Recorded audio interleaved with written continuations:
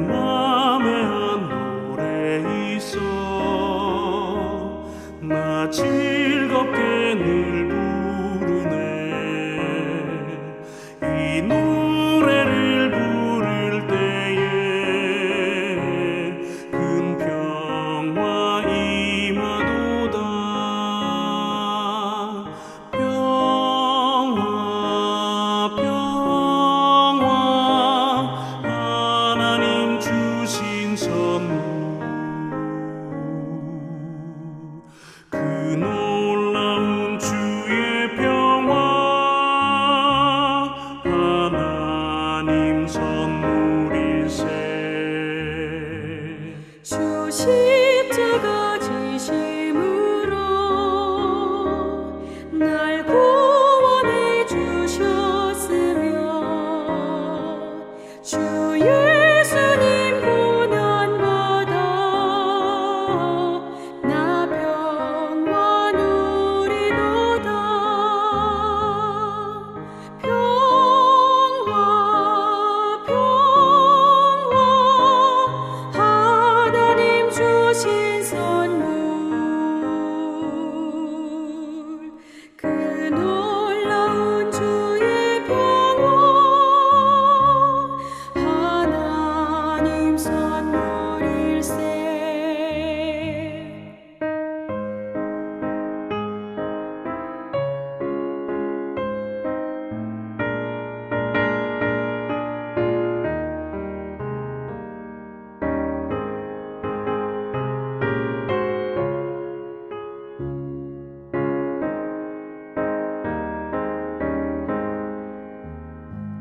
나 주님께 영광 돌려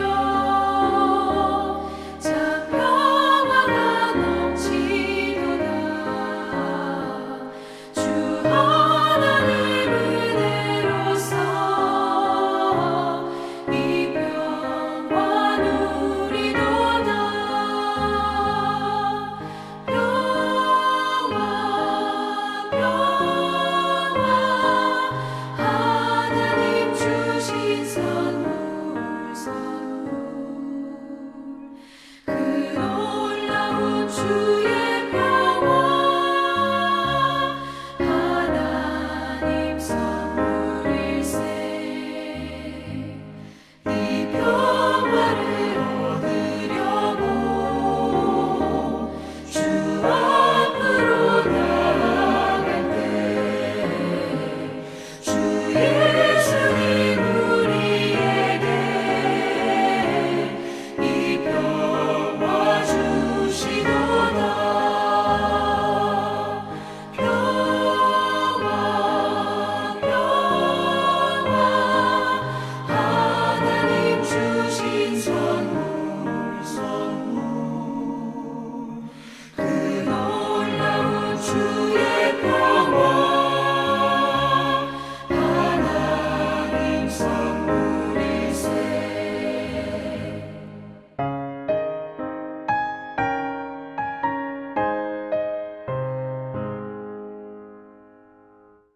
오늘 우리에게 주신 하나님의 말씀은 에스라 6장 13절부터 22절까지의 말씀입니다. 구약성경 718쪽입니다. 에스라 6장 13절부터 22절까지의 말씀을 드라마 바이블로 낭독합니다. 다리오 왕의 조서가 내림에 유브라데 강 건너편 총독 다뜨네와 스달보스네와 그들의 동관들이 신속히 주은행하니라. 유다 사람의 장로들이 선지자 학개와 id도의 손자 스가랴의 권면을 따랐으므로 성전 건축하는 일이 형통한지라. 이스라엘 하나님의 명령과 바사왕 고레스와 다리오와 아닥사스다의 조서를 따라 성전을 건축하며 일을 끝내되 다리오 왕 제6년 아달월 3일에 성전 일을 끝내니라.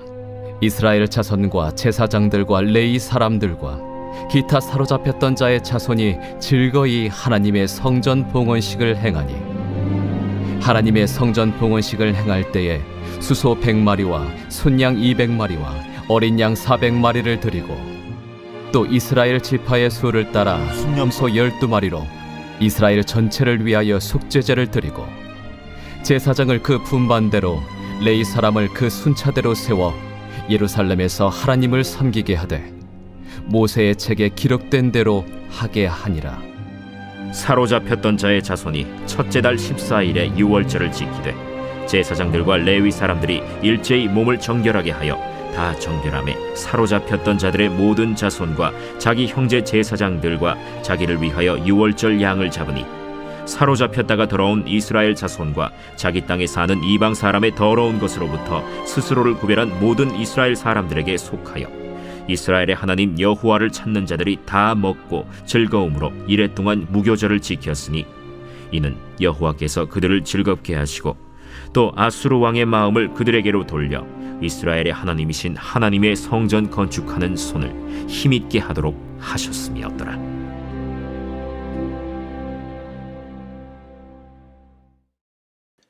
좋은 아침입니다. 여러분, 오늘 우리가 드리는 이 예배가 얼마나 소중하고 중요한지 아십니까? 바로 주님과 만나며 주님과 소통하는 시간입니다. 이 아침에도 습관으로 앉아있는 시간만이 아니라 특별한 예배 시간이 되기를 축복합니다. 주의 은혜가 예배로 모인 우리 모두에게 충만하기를 소망합니다. 아멘. 말씀을 나누겠습니다. 성전 건축에 대한 오해가 바사제국 왕으로부터 풀려지자 그 일의 재개는 신속하게 진행되었습니다. 그런데 이 성전 건축 재개에 있어서 다리오 왕의 명령과 전적인 지원이 눈에 띄지만 이 모든 일의 실질적인 이유는 바로 말씀을 듣고 회복한 이스라엘 백성의 믿음과 순종이었습니다. 그들이 학개와 스가랴 선지자들을 통해 전해진 하나님의 말씀을 잘 따랐기 때문입니다. 하나님의 말씀을 따르면 일이 형통하게 됩니다. 어렵고 힘든 상황이 전환점을 맞아 형통하게 풀리는 비결은 하나님의 말씀에 그냥 순종하는 것입니다. 아무리 좋은 아이디어와 준비된 자재들 그리고 돕는 손길이 있어도 하나님 말씀이 아닌 자신들의 생각과 열심만으로 진행했다면 이스라엘은 주변의 방해를 이겨낼 수 없었을 것입니다. 우리는 지금 말씀을 읽고 앞뒤 사정을 다 알고 나니 하나도 어렵지 않고 답답하지도 않고 이 백성의 믿음이 특별해 보이지도 않을지 모르겠습니다. 순종이란 어떤 것일까요? 제가 최근에 들은 이야기가 있습니다. 한 미국 목사님의 이야기입니다. 그분은 젊었을 때 어느 도시에서 조그만 교회를 개척했습니다. 마침 근처 큰 교회 목사님이 많은 도움을 주셨습니다. 그런데 이 목사님이 개척한 교회가 매우 빨리 부흥하게 되어 몇 년 새 도움을 준 목사님의 교회보다 더 커졌습니다. 그러자 그 목사님이 시험에 드셨습니다. 그리고 젊은 목사님에 대해 부정적인 말들을 퍼뜨리기 시작하더니 급기야 지역 크리스찬 신문에 젊은 목사님에 대한 비방 기사를 실기에 이르렀습니다. 이 기사를 본 교회 성도들이 젊은 목사님을 찾아왔습니다. 목사님, 이 기사 보셨어요? 이건 말도 안 됩니다. 태반이 거짓말이고 오해입니다. 그런데 젊은 목사님은 그 기사를 보고 맞는 말도 맞네요 라고 대화를 끝냈습니다. 그 젊은 목사님은 자기에 대한 비방에 대해 반박하거나 증명하는 기사를 내지도 않았고 법원에 고소도 하지 않았습니다. 20년이 지났습니다. 그 젊은 목사님은 존경받는 목사님이 되셨습니다. 흥미로운 것은 이 젊은 목사님을 비방했던 큰 교회 목사님의 말년이었습니다. 감사하게도 그분은 하나님 앞에 회개했고 자신이 비방했던 내용들이 과장되거나 거짓이었다는 글을 다시 신문에 기고했습니다. 그리고는 자신이 비방했던 그 목사님 교회의 부사역자가 되어 평생 그를 돕다가 아름답게 소천하셨습니다. 여러분, 이럴 경우에 반박 기사를 내고 고소를 하며 자신의 무죄를 입증하는 것이 보통의 방법입니다. 그럴 때 최고의 결과는 무엇일까요? 상대방이 사과하고 배상하는 정도일 것입니다. 그런데 이 주인공 목사님은 그 모든 것을 용납했습니다. 그 목사님이라고 밝히고 싶지 않았겠습니까? 얼마 전 말씀드린 유기성 목사님의 예화처럼 모든 것을 하나님께 맡기고 그냥 가만히 있기를 선택한 것입니다. 요즘 같은 세상 속에서 이런 삶을 사는 것은 절대로 쉽지 않습니다. 그러나 한 가지 기억해야 할 것은 말씀에 순종하는 사람은 말씀의 주인이신 하나님이 그 순종이 부끄럽지 않게 도와주실 것입니다. 아멘. 16년 동안 중단되었던 성전 건축이 재개된 후 약 4년 만에 드디어 성전이 완성되었습니다. 솔로몬 성전이 파괴된 지 70년 만에 다시 성전이 건축된 것입니다. 성전 재건을 완성한 이스라엘 백성은 성전 봉헌식을 거행합니다. 얼마나 감격적이었을까요? 이스라엘 백성은 성전 봉헌식 때 많은 제물로 제사를 드렸습니다. 그리고 드디어 속죄제를 드렸습니다. 성전이 완공되고 지성소가 세워졌기에 그동안 드리지 못했던 속죄제를 드릴 수 있게 된 것입니다. 속죄제를 드림으로 하나님과의 온전한 회복이 표면적으로 드러났습니다. 성전이 완성되자 모든 제사가 모양을 갖추어 제대로 드려지기 시작했고 제사장과 레위인들도 제 역할을 수행할 수 있게 되었습니다. 이처럼 하나님의 방식대로 예배를 드리는 일은 곧 예배의 회복과 삶의 회복을 의미합니다. 여러분, 예배가 무너지면 삶은 자연적으로 무너지게 되어 있습니다. 그러므로 내 삶이 무질서하고 뭔가 삐걱거릴 때 가장 먼저 체크해야 할 것이 뭐냐? 내가 요즘 예배를 잘 드리고 있나를 점검해 봐야 합니다. 예배를 말씀 듣는 시간으로 생각하지 마시고 찬양과 기도와 예물, 또 그 시간을 주께 정성껏 드린다고 생각하고 임하시길 권면드립니다. 그러면 예배가 바뀌고 결국 삶이 바뀌게 됩니다. 이런 경험이 우리 모두의 삶 가운데 꼭 있어지기를 축복합니다. 아멘. 성전 건축이 완성된 아달월은 지금의 태양력을 기준으로 삼는다면 2월과 3월입니다. 성전 봉헌식 이후 약 5주 정도 지나면 6월절인데 아시다시피 6월절은 유대인들에게 가장 큰 절기입니다. 6월절은 그들이 구원받은 하나님의 백성임을 다시 한번 일깨우는 절기이기 때문입니다. 잘 아시는 대로 이스라엘 백성이 출애굽할 때 애굽의 모든 장자가 죽은 10번째 재앙이 계기가 되어 이 절기가 시작되었습니다. 이제 오랫동안 포로 생활을 했던 이스라엘 백성이 예루살렘으로 다시 돌아오고 무너졌던 하나님의 성전을 건축하게 된 것도 이스라엘 백성에게는 하나님의 구원하심을 다시 한번 경험하는 귀한 시간이었습니다. 그래서 예루살렘으로 돌아와 성전을 건축한 후 첫 6월절을 지키는 것은 굉장히 의미 있는 시간인 것입니다. 하나님의 백성을 재확인하고 다른 지체들과 하나된 마음으로 예배할 때 우리의 삶은 진정한 회복이 이루어지게 되어 있습니다.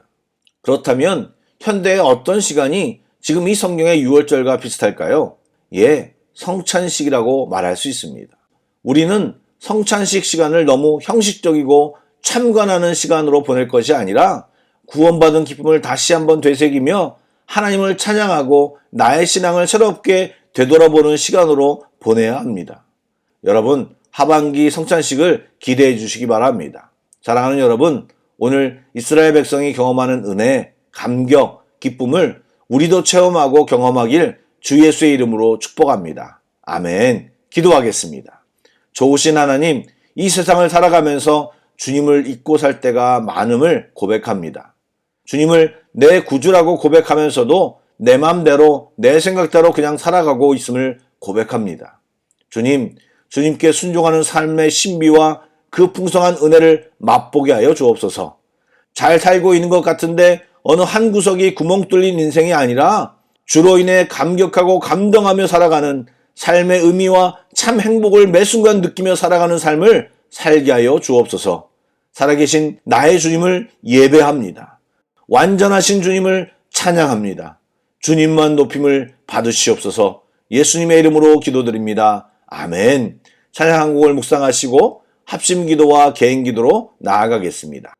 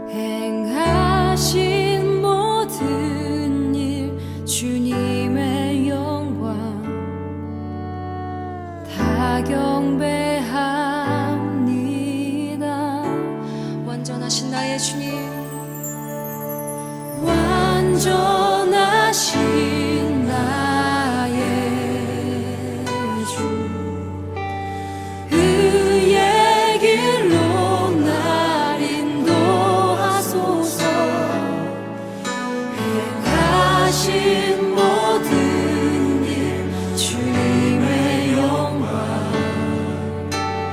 다 경배합니다. 완전하신 나의 주님, 완전하신 나의 주 그의 길로 날 인도하소서. 행하신 모든 일 주님의 영광 다 경배합니다. 예배합니다. 예배합니다. 찬양합니다. 주님만 날 다스리소서. 예배합니다. 찬양합니다. 주님 홀로 높임 받으소서.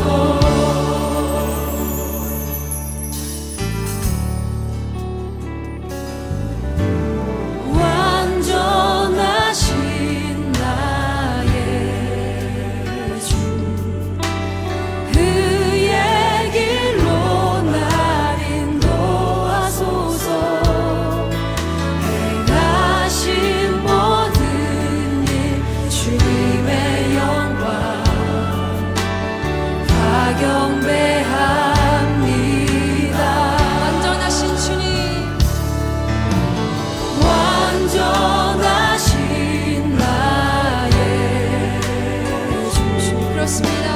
그의 길로 날 인도하소서.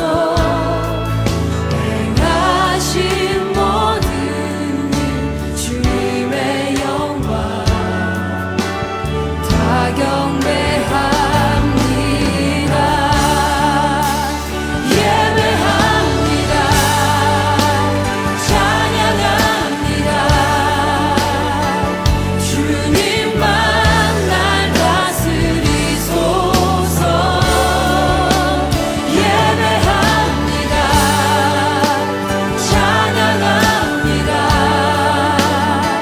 주님 홀로 높임 받으소서. 예배합니다. 예배합니다. 찬양합니다. 주님만 날 다스리소서. 예배합니다. 찬양합니다. 주님 홀로 높임 받으소서. 예배합니다. 예배합니다. 찬양합니다. 주님만 날 다스리소서.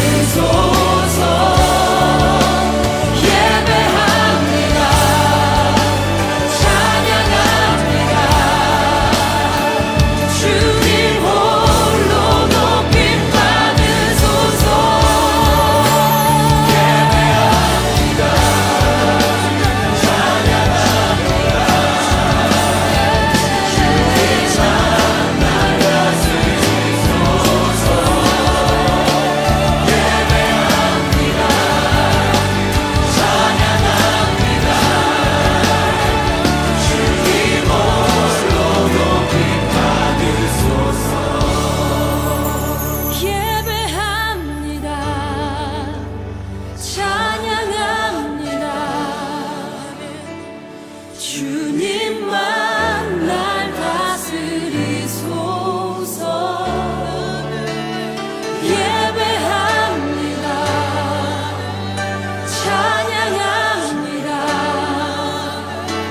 주님 홀로 높임 받으소서.